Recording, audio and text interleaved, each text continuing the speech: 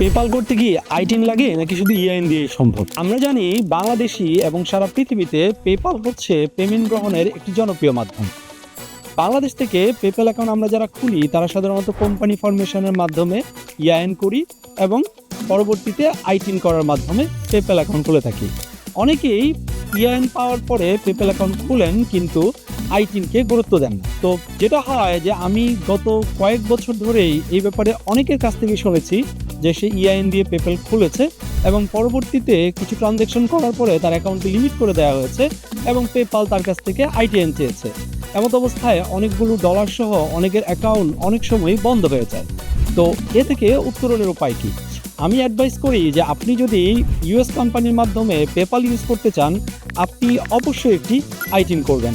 এতে আপনার পেপ্যাল অ্যাকাউন্টটি থাকবে সুরক্ষিত। এর পাশাপাশি আপনার কাছে যদি একটি আইটিন থাকে, এমন অনেক ফিনটেক ব্যাংক আছে যারা আপনার অ্যাকাউন্টটি অ্যাপ্রুভ করবে। অর্থাৎ শুধুমাত্র ইআইএনের মাধ্যমে আপনি কিন্তু একটি বিজনেস ব্যাংকিংকে অ্যাক্সেস করতে পারবেন না। এর পাশাপাশি আপনার কাছে যদি একটি আইটিন থাকে তাহলে কিন্তু আপনি অনেক ফিনটেকের কাছ থেকে ক্রেডিট কার্ডের জন্য অ্যাপ্লিকেশন করতে পারবেন এবং আপনার ফেডারেল ট্যাক্সেশনে একটি এডিশনাল বেনিফিট তৈরি হবে এবং ইউএসএতে আপনার একটি ট্যাক্স প্রোফাইল তৈরি হবে, যেটা ফিউচারে ইউএসএতে যদি আপনি কখনো মাইগ্রেট করতে চান সেই জায়গাতে আপনাকে হেল্প করবে। বাংলাদেশের প্রথম আইআরএস সার্টিফাইড অ্যাকসেপ্টেড এজেন্ট হিসাবে বিজনেস গ্লোবালাইজার গত কয়েক বছর ধরে আইটিএন সার্ভিস দিয়ে আসছে।